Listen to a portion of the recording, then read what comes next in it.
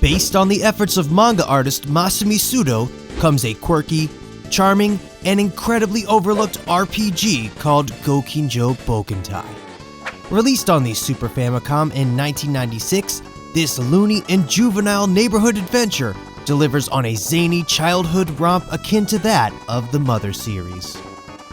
Set in a modern town and led by a group of kids, our story oversees a curious kindergarten student named Mana, who we follow through her everyday life, where she does things like make new friends, visits the local aquarium, and goes to school.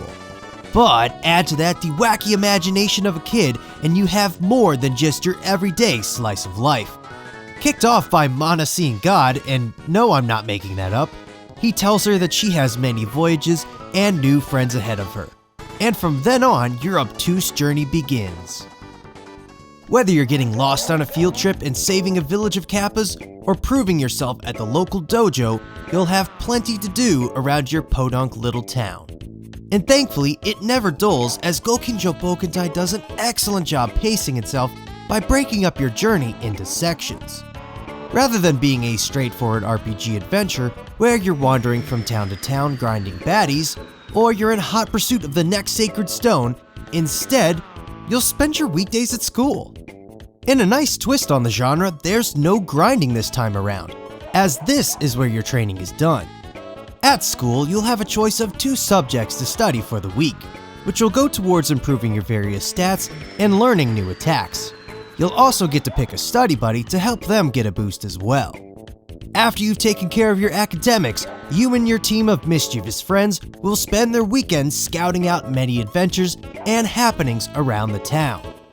This is where the bulk of the game takes place. You'll find your kids doing anything from exploring the local sewers and ridding them of monsters, going head to head with a cocksure rival and her many robot toadies, or even going on a beach trip only to be swallowed by a robo-shark, which you have to fight your way out of.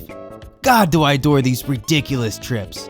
Each one makes for a wonderfully entertaining bookend to each week, as missions like fighting your way up a mountain to get some medicine for a classmate, or saving the local soccer stadium from some hooligans with the help of a soccer superhero really captures that childlike wonderment of an after-school playdate. With the missions in mind, you'll find that the level of mana stats will play a role in which events are initiated on certain dates. For example, if Mana's cleverness is level 1 or more, you can gain a new party member on May 19th. If not, then your current party will take on a different challenge instead. It's a neat mechanic that leaves room for an extra playthrough to see everything the game has to offer. However, there may be times where your stats won't permit you to encounter any event, and if that's the case, talk to Mana's mom to end the day and move on to the next one. On these outings, you'll be met with plenty of comical foes in a somewhat unique battle system. You'll still choose your attacks and spells from a menu to ward off your rivals and gain a victory, but with the exclusion of MP, you'll find that your PSI and combo moves instead draw from your health, creating a neat risk-reward system that provokes you to think about your next move and if the damage output is worth the damage taken. However, in a smart counter to this bold decision, your health is completely restored after each fight, so that you aren't constantly sapped for health. But if your team is cleared out, fear not, as after some quick training with God, you'll be right back at it. And adding to your strength is the option to upgrade your party with new clothes, handy kid-friendly weapons, and talismans from the shrine. Back to the magic. Boy, are these moves cool. You have everything from multiple levels of PK Fire or Ice, and healing and stat boosters, but there's also your devastating combos. Yeah, let me go full River City Ransom and beat up this enemy with another enemy! But as I mentioned before, be careful as they do drain health. Oh, and did I mention that Mana's cat tags along to help out in battle? From time to time, your feline friend will take a break from loafing around to put the hurt on foes, or even restore your health in a pinch.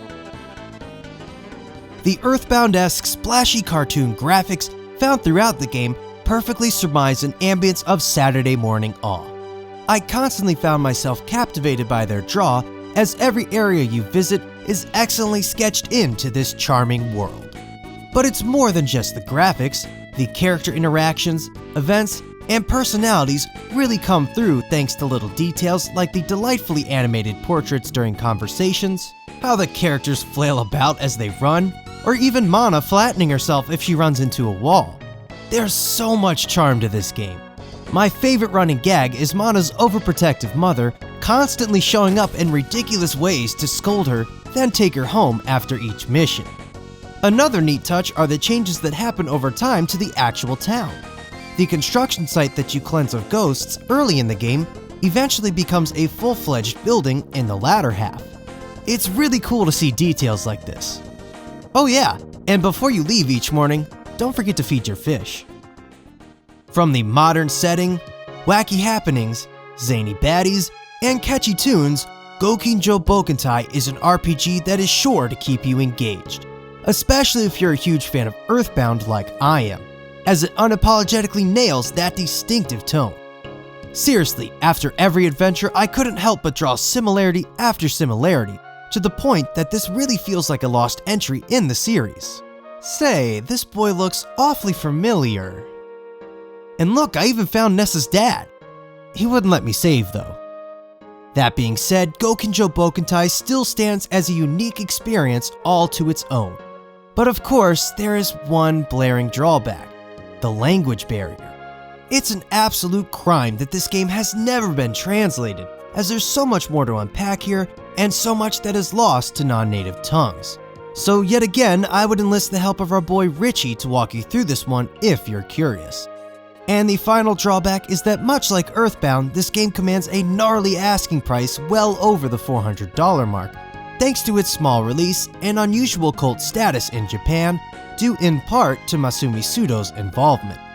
So my suggestion for those of you itching to play this one is to resort to emulation. And with that, here's hoping that this charismatic and oddball RPG gets a fan translation soon so that all of us can enjoy this forgotten gem. Hey, thanks for watching. If you liked this episode, consider checking out these other videos right here, or even subscribing. Also, if you'd like to throw me a couple of bucks, you can support the show on Patreon.